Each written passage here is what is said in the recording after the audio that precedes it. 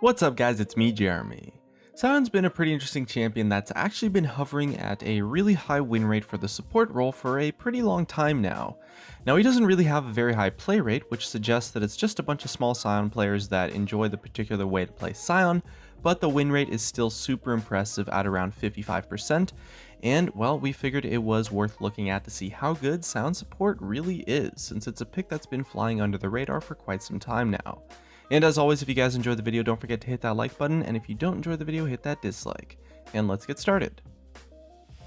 Sion's kit is definitely packed with a ton of features that can make a lot of sense on a support. His Q, Decimating Smash, is a charged attack that hits an area in front of Sion, and it increases in damage and range for up to 2 seconds for a maximum of 300% damage. If Sion charges for less than a second, any enemy's hit will be briefly slowed, and of course if he charges for more than a second, he knocks up all enemies hit based on how long it was charged total. This jumps straight out as a pretty awesome support ability actually. Crowd control on a basic ability that can hit multiple enemies is always going to be powerful when used properly. One of the things that really stands out is Sion's ability to channel this from a brush to try to hit up an enemy and deal a ton of damage in the process. Catching one or both enemy laners in the knockup with all that damage in the early levels is just an insane amount of damage in crowd control, and could suggest Sion would potentially be a powerful lane bully, especially in matchups where the enemies can't deal with him from a range. Sion's W, Soul Furnace, is probably the worst part of his kit from a supporting perspective, and the passive part gives 2 bonus health to Sion permanently for every enemy he kills, along with 10 bonus health for large enemy, and champion kills and assists, but because Sion isn't going to be farming as a support, he's definitely missing out on a lot of potential bonus health in the early and mid game that he would have had if he was playing top lane. Activating Soul Furnace gives Sion a shield for up to 6 seconds that scales with his maximum health, and this could definitely be useful in lane for Sion because it would let him tank damage for his AD carry, survive through poke, and also be used to tank creep waves before they hit the tower if his AD carry wasn't quite back in lane yet. But with less stacks from farming, the shield isn't going to be as strong as possible. However, it is still somewhat useful for a Sion support. He can also activate the shield to detonate it after 3 seconds, of course dealing magic damage to nearby enemy units. That's again less useful for support Sion than it is for maybe a top lane or a jungle Sion, but if you needed to help wave clear or perhaps push out a wave, or maybe you just want to get a little bit more damage down in a fight, it can definitely help out and shouldn't be underestimated. His E is called Roar of the Slayer, and is another part of his kit that actually makes me quite excited for the Sion support playstyle. Activating the ability causes Sion to shout, dealing magic damage and slowing the target hit, along with reducing their armor by 20%. If he hits a minion or a non-epic monster, they're knocked back and deal 30% increased damage to all enemies they pass through, slowing them again by the same amount. And this is actually another contender for the ability that Sion support might want to max. In close range lanes where Sion can just slam the enemy laners with a Q from the brush, it's probably the better ability to max in that situation, but you could still definitely max E in lanes where you're struggling to reach the enemy. Hitting minions gives the ability crazy range and lets Sion poke or slow from relative safety as well. I love the fact that it also reduces armor to the unit hit directly, and this can be really valuable in the mid and late game when your AD carry wants to be able to punch more damage through tankier enemies. His E also combos well with his Q. You can slow a target with the E to make it easier to land a fully charged Q for that full knockup duration, and that's pretty crazy, especially on a support who can just build full tank. This combo along with Sion's shield can turn him into a potentially strong lane bully in some matchups that wants to dominate the lane and then snowball it into a win.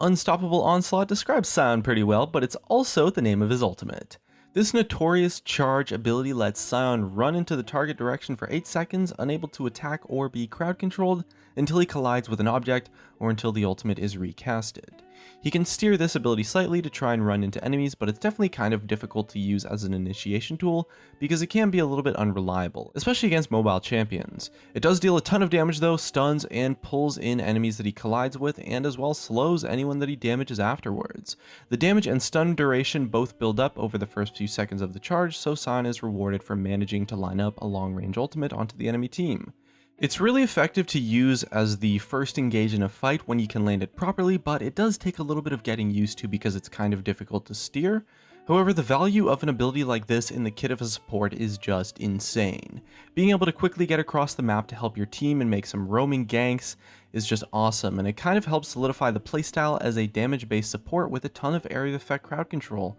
and it also gives them some really solid ganking power. It's typically a little bit difficult to land the ultimate, especially in the laning phase, but if you do manage to get off the stun from it on an enemy laner, it's pretty much guaranteed that you're at least getting a summoner spell or even a kill. It's just so much damage, and the crowd control is just awesome. It's got a lot of potential as a roaming ability as well, and you can get from bot lane to mid lane without that much issue, so a well-timed ultimate might let you use that awesome strength to snowball the rest of the map as well. Roaming's a super big part of the support metagame at the moment, so having an ability that does it really well is quite important.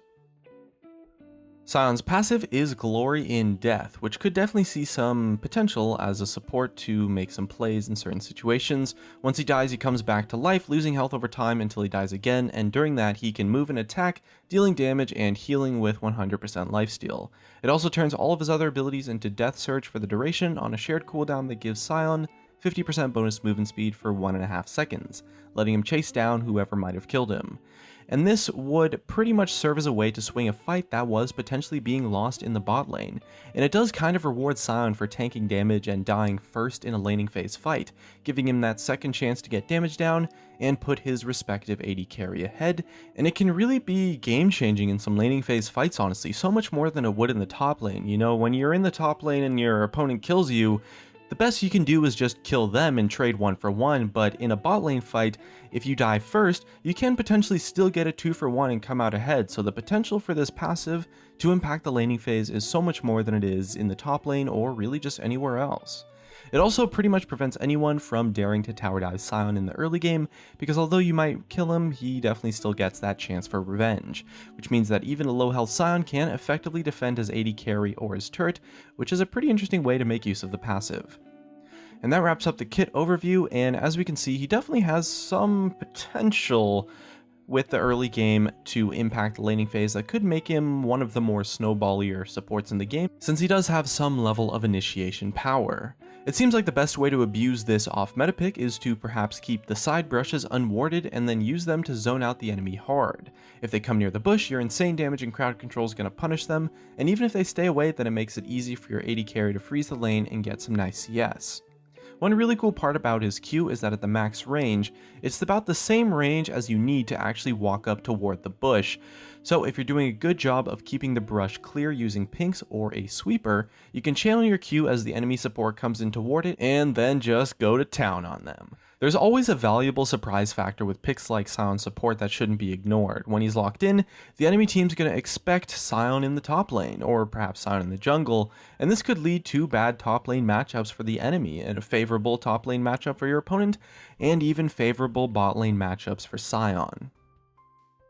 When Sion's locked in, the enemy's pretty much always going to expect that it's Sion in the top lane until the very end of champion select, and this can lead to bad top lane matchups for your opponent, good top lane matchups for your top laner, and oftentimes even a favorable bot lane matchup for Sion. Another cool thing about Sion is that aside from his sulfur and his shield, his mana costs are actually quite low. He can use his Q and his E quite often in lane without worrying about going out of mana, unlike some champions that are a little bit more mana heavy like Blitzcrank or Thresh, who can run dry pretty fast and end up being useless in the attrition game.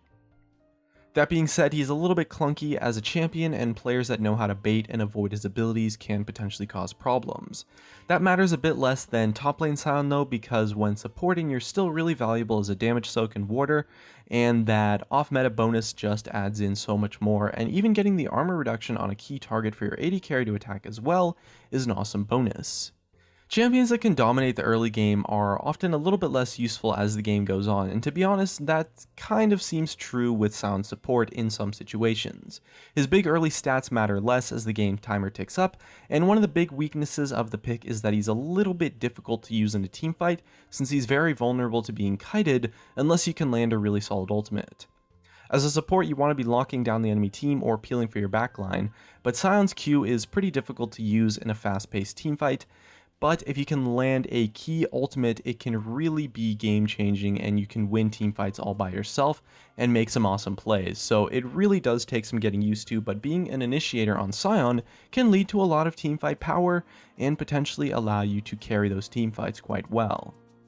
Apart from initiating with your ultimate, you really want to get into the enemy team's face and make them burn damage on your shield and your tanky build, while you try and use your crowd control on the most effective targets as possible, and potentially use that armor penetration effect on the enemy tanks or the targets that your AD carry is focusing. If you do use his early power to win lane as well, using him for surprise kills from unwarded bushes seems like a great way to get use out of his kit too.